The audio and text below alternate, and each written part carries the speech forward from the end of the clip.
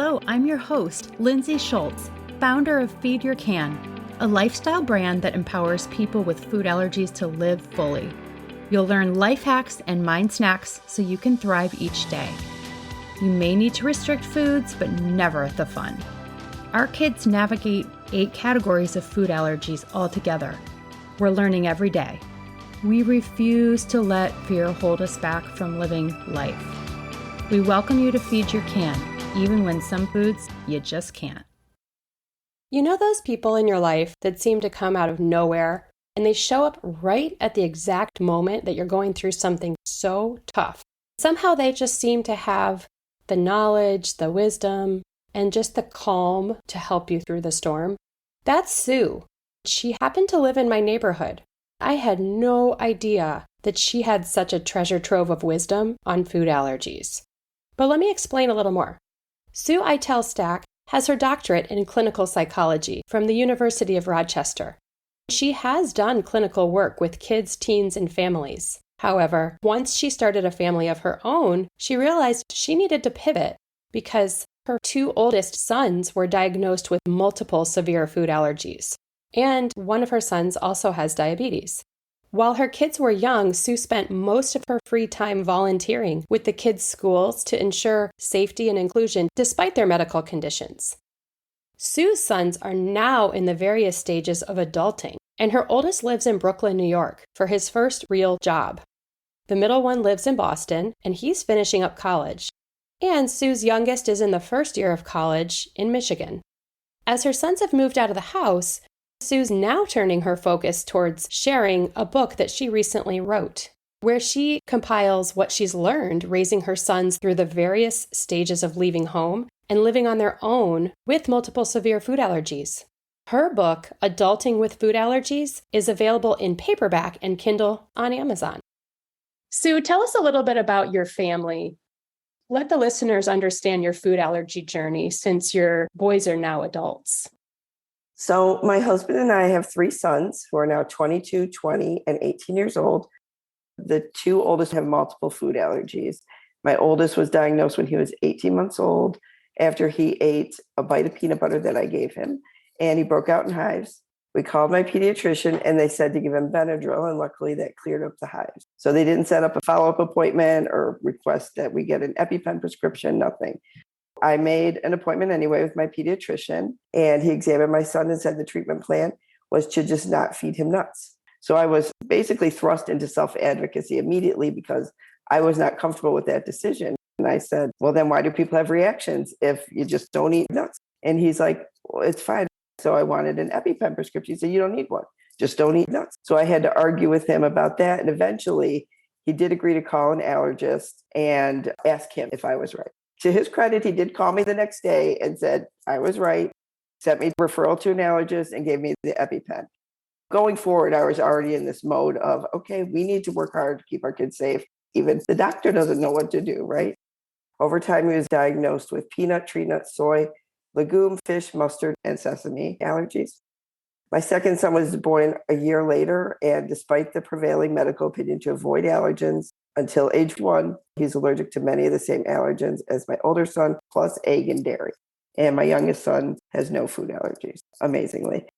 Fast forward 20-something years, at this point in our food journey, we have changed from being primarily in charge of allergy management to simply supporting our children from a distance, reminding them to go shopping for food because you can't just pick something up at the corner. You have to have groceries. My oldest is working full-time in Brooklyn, and my middle son is attending college in Boston. And the good news is they're both doing great away from home, but that was the motivation for writing the book.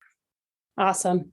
Before food allergies were even on your radar, what was your experience in understanding food allergies?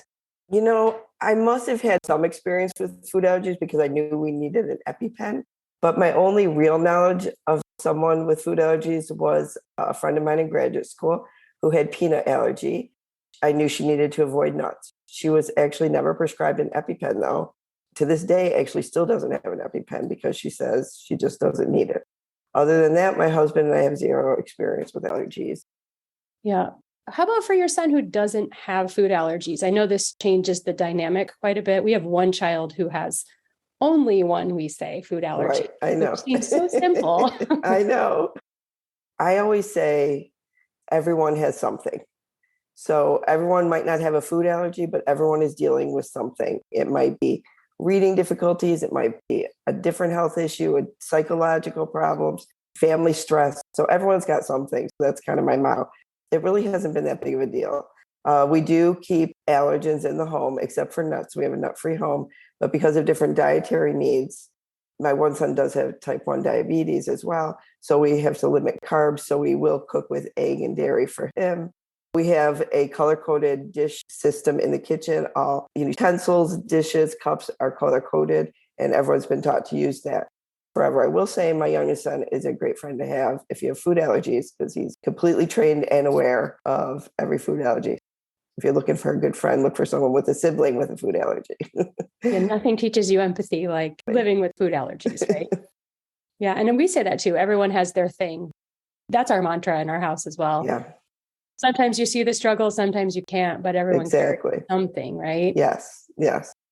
How did you learn to navigate food allergies when you had so few options available? When awareness was super low, options were sparse. The stores didn't have these sections of Right. grocery options. That overwhelms me, even saying that, because we are living in a different time. And even the number of kids, it seems, were lower with food allergies. I really didn't know other people with food allergies, except, like I said, my one graduate school friend. I was a little overwhelmed. I decided to stay home. I did not return to work, as I was considering doing.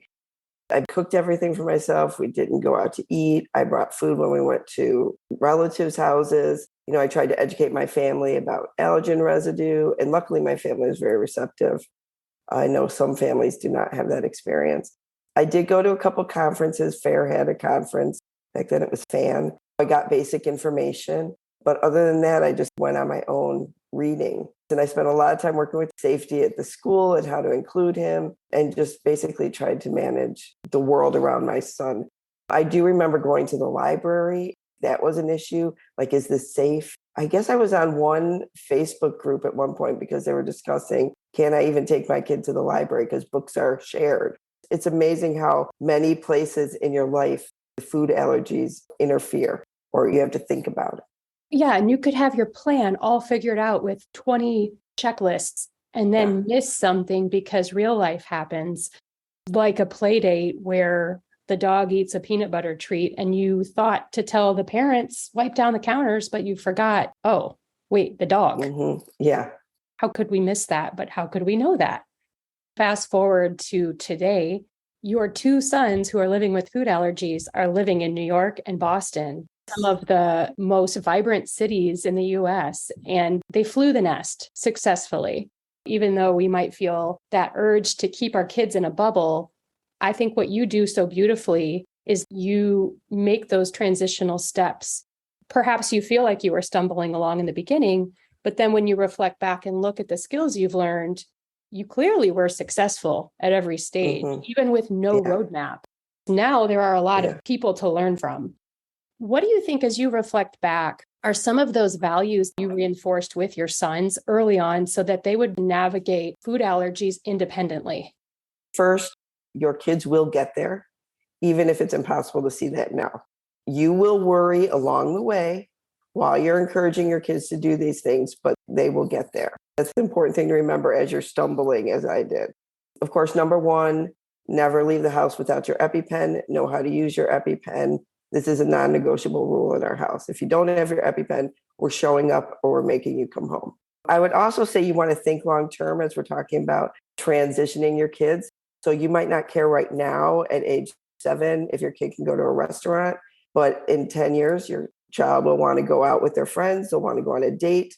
They'll go to work meetings at restaurants. So you will need to know how they can do that safely. So the long-term plan needs to be one of independence and participation.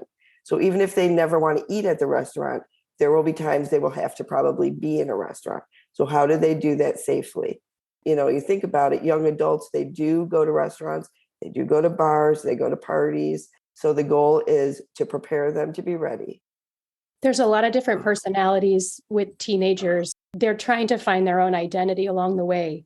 And some people are more vocal and comfortable speaking up. And some people are shy and just trying to find their footing. And it's just not their nature to speak up, because I can't imagine they have the exact same personality. How did you help them find their voice? I would say number one was to know my children's personalities. I have one son who's very comfortable saying he has diabetes, and he looks different sometimes because he's got all his gear. And one time he was at the high school doing gym class where they have to swim, and he's got a big sensor on his side. And the kids are like, "What is that for? What are you wearing? What is that weird thing?" And he was just like, "Oh, it's like an Apple Watch for my blood sugar." He's just very casual, and that's his personality. He just rolls with it and makes it all normal.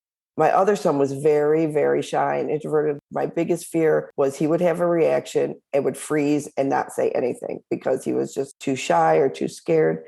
I really tried to focus on how to approach them differently. I started reading books. I read this book called The Hidden Gifts of the Introverted Child, and it was just such a great wake-up call for me to really understand maybe what he was dealing with.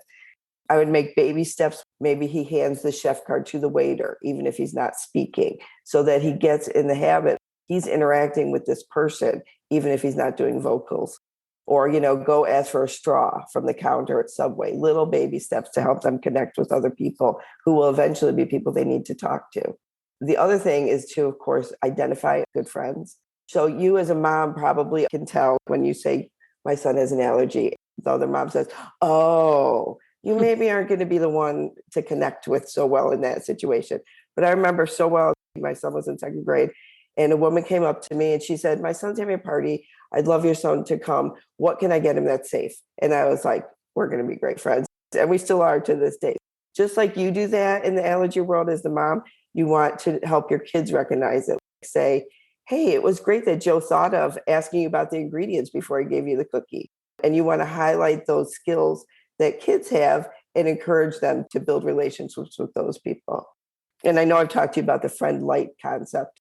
My husband came up with this. There's a lot of people in the world, and you're going to have fun with them in different ways, but they might not be your go-to allergy support group. But that doesn't mean you can't be friends with them, but you won't rely on them for safety and support. You might just have fun playing baseball with them. And that's the friend light. So it's great to have a bunch of friend lights, but you want to have those good, solid friends who are going to have your back as well. There's no better test to find a true friendship than dealing with food allergies. The blessing in disguise is that there's these character building moments where we can model empathy. We can model these social skills that we're trying to teach our kids. We get these cave people who we just have to chip away at their edges as babies, me hungry, me thirsty, Yes. and teach them how to socialize properly. But when you have all of these social events that involve food, it really does give you this opportunity to pause and model what you want to see and get that reciprocal response from other families and other kids. And then Yes. when you don't, it is a little bit of a flag, to your point. And that's okay, because life is full of experiences and you need to learn how to get along with all types Definitely. of personalities in the world, right? And Yes. so those are skills too. These opportunities are how you present and respond to Yes. situations. So when I read that in your book about understanding the difference between a friend and a friend light, that really resonated because we're about there. Yes. Yes. And one part of that I would say is that I do a lot of narrating. Like, when your child is a baby and they're learning to talk, learning to, do something, you narrate what you're doing. "Oh, mommy's putting the cup away because we're done with that."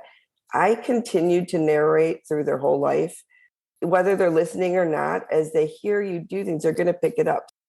"Oh, I'm just going to double check these ingredients before I put them in the cabinet. I'm going to call the zoo to see if we're allowed to bring bags and bring in our own food," because they don't want to hear me teach them.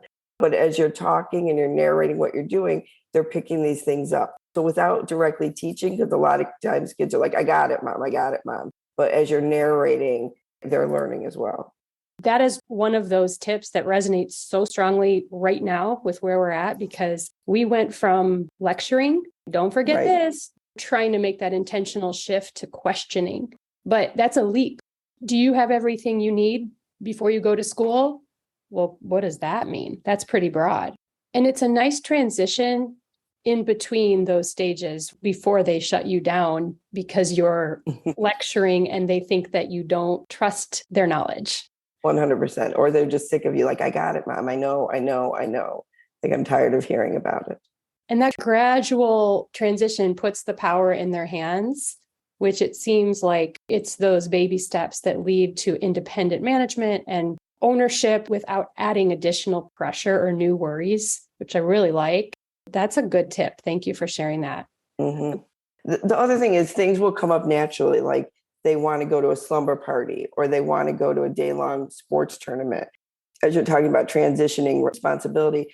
And instead of just planning it all, getting things together for them, you can say, well, what do you want to do for lunch then? What's your plan for that? Even if they're saying, well, can you pack, say, food for me? Can't you just put a bag together? At least you're teaching them that they need to plan. So, okay, I have to stop and actually plan for a minute before I walk out the door. It's not just all magically there. So even though you're doing it, you're involving them in the planning by showing them you need to plan. Yep. I wanted to shift gears and talk about your book. I took a lot of notes. I know I will be rereading it as it gets to be more age appropriate for our family in the teenage years. And I also plan on giving that book to Cameron. I'm really grateful for your work because, again, you didn't necessarily have someone ahead of you, but you're thinking of people behind you, like us. You talked about your motivation to write the book. I want to be clear. Do you see this book as a guide for caregivers and teenagers who are growing into independent adults? It definitely is for both. Kids can read it and fill out the questions, and there's places to workbook activities and think about what they want to do, what they feel. But it's really great too for caregivers because then they can start to anticipate the things that they will face with their kids moving forward. What are things that they need to think about that maybe they hadn't thought about? And it's a great way to open conversation with your child when you read something like, oh, I just read this. What do you think you would do? Or what do you think about this situation? And it's a great book for promoting dialogue. And communication really is everything. I mean, at every stage of our life, it is especially an essential tool that we have to master, whether or not we like it. And we talked about some people being shy and less comfortable with this skill, but I truly believe, and you have shown us how everybody can learn self-advocacy with specific tools, strategies, and help people find their voice. Talk to me about some of the tricky situations where you leave room for young adults to explore their own problem solving. What I'd like to do is think about how kids, as I said, are all different. And so they're going to have different approaches to solving problems. When you say to someone, well, you're going to need to self-advocate. You're 18 now, you're going to college. You need to talk to the dining hall. You don't think about how scary that is to someone who isn't comfortable in that role.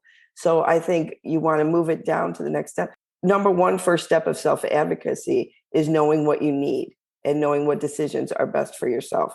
So if you can't identify what you need or what you feel comfortable doing, then you're already going to have trouble with self-advocacy. So I like to move it back to the next level. What do you need? What are you comfortable with? And that's the stepping stone to self-advocacy. And when you're talking about taking it down a level to the specific need, can you share a variety of these themes that you cover in your book that will not only give people a heads up of all the different topics and situations that teens will grow into being comfortable navigating as adults, but the skills that you help guide specifically along the way to develop that proficiency? Yeah, so in the book, I talk about a wide range of things from communication to how to manage college independence, specific communication skills.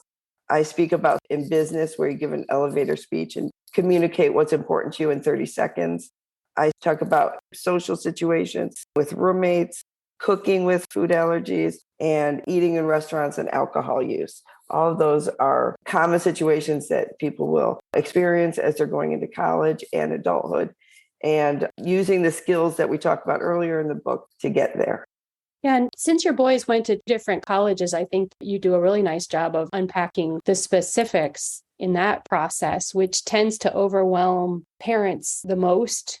In the early days, it's all keeping kids safe and learning the diagnosis and how to go to birthday parties safely.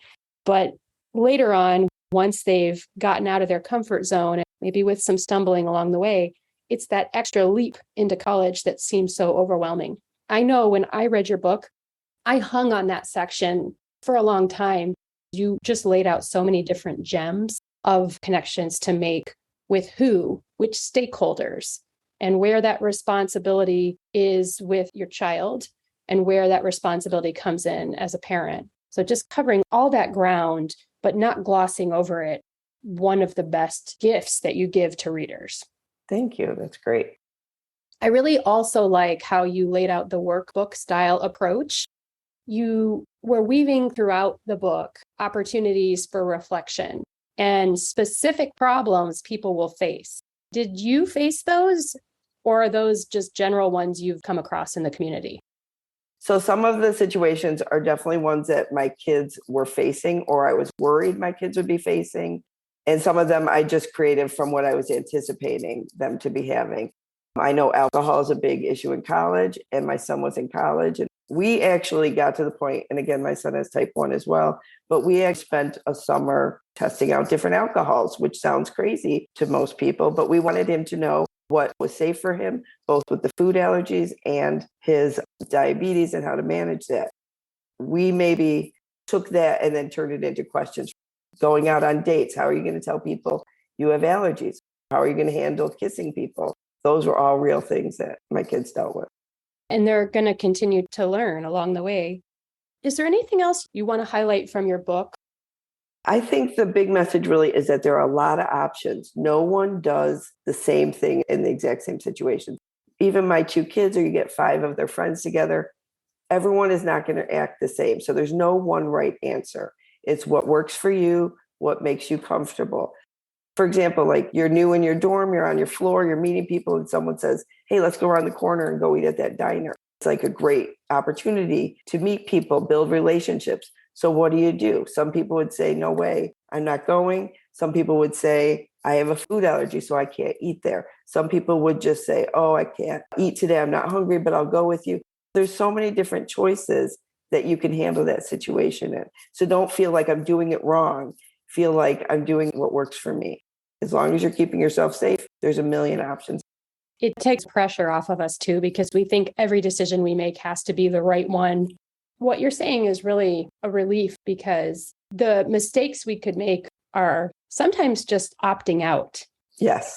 There are ways that we can feed ourselves ahead of a social event and still show up for the relationships. Yeah, it's not about the food. You can always eat before you go, like you said. My kids have gone to restaurants where they can't eat anything, but they want to be there for the social group. So they go and they have a drink and they get through the inevitable, oh, why aren't you eating? Which is the thing they hate the most. But, by the time you've done it 10 times, it's not a big deal. You just say, I don't want to eat, or I'm not hungry. And they move on and they have a great time. I remember the first time my son did that, he was supposed to be meeting friends and they were all at a restaurant downtown. And again, I don't want to force him to do it. He did do it and he had a great time. But it's trying these experiences in a safe way, and you can get through it and you'll have fun. Awesome. Thank you. And for the listeners, you can find Adulting with Food Allergies, Navigating Independence After Leaving Home by Dr. Susan Eitel Stack on Amazon. Thanks for listening. And remember, if you want to support what we do, then share, subscribe, and leave a review. You can also visit feedyourcan.com to grab a freebie or subscribe to our newsletter. Remember, feed your can, because some foods you just can't.